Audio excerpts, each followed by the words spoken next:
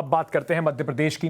मध्य प्रदेश के रतलाम में जहां चूंकि नवदुर्गे चल रहे हैं, गरबा का कार्यक्रम एक आयोजित किया गया था, वहां गैर हिंदुओं के प्रवेश को लेकर एक बड़ा बवाल शुरू हो गया है।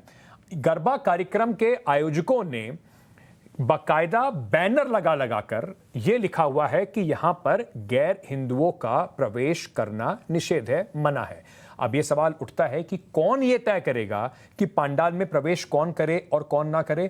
क्या ये देश कानून से चलेगा? और अगर नहीं चलेगा तो क्या एक बार फिर देश को बांटने वाली ऐसी विचारधारा का समर्थन कोई भी कर सकता है?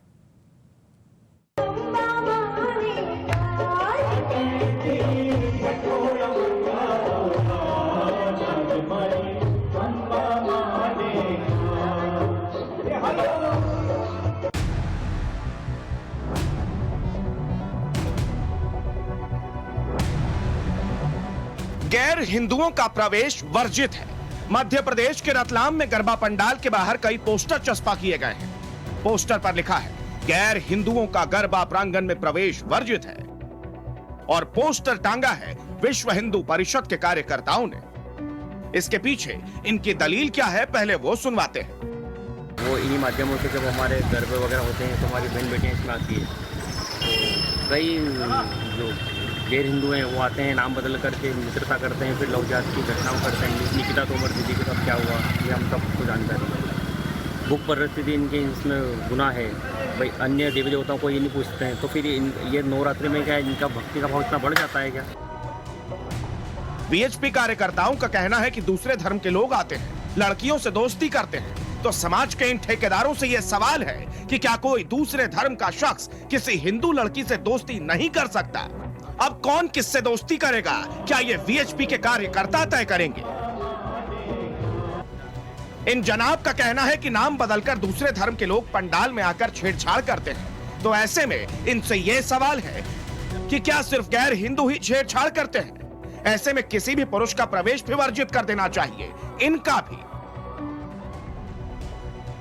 विश्व हिंदू परिषद के कार्यकर्ताओं ने पोस्टर रतलाम के हर पंडाल के बाहर लगा दिया। इनका दावा है कि लव जिहाद को रोकने के लिए उन्होंने ये मुहिम चलाई है। लव जिहाद की जो घटनाएं हो रही है वो इन्हीं माध्यमों से जब हमारे गरबे वगैरह होते हैं तो हमारी बहन बेटियां इसमें आती है, तो कई जो गैर हिंदू हैं वो आते हैं, नाम बदल करके मित्रता करते हैं, फिर लव जिहाद की घटनाओं करते हैं। कभी कोई नाम बदल के आता है, कभी किस रूप में आता है और हिंदू बहन बेटों को बहला फुसलाकर धर्मांतरण करवाता है और उन्हें धोखे में रखा जाता है। उनको रोकने के लिए विश्व हिंदू परिषद धर्म प्रसार के द्वारा एक मुहिम छिड़ी गई है।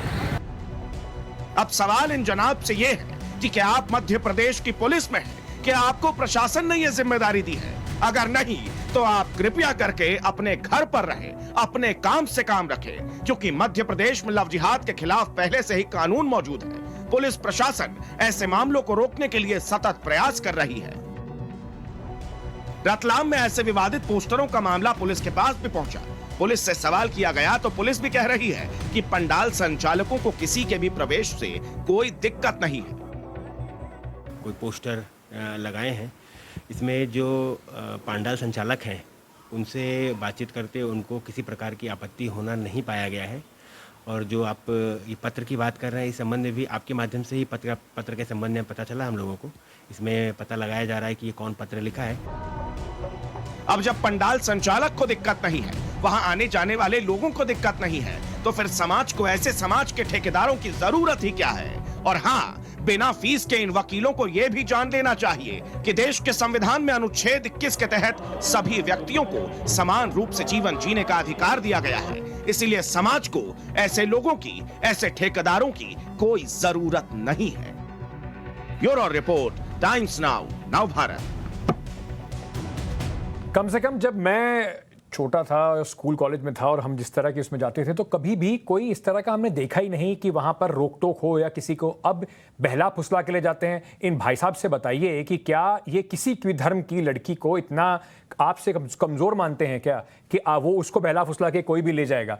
इस तरीके की जो विचारधारा है, इससे सिर्फ बंटवारा ही होता है, इससे कुछ हासिल होना मुश्किल है। लव जिहाद, अलग अलग नाम देकर देश को सिर्फ बांटने की जो मुहिम है, इसके खिलाफ सबको आवाज जरूर उठानी चाहिए।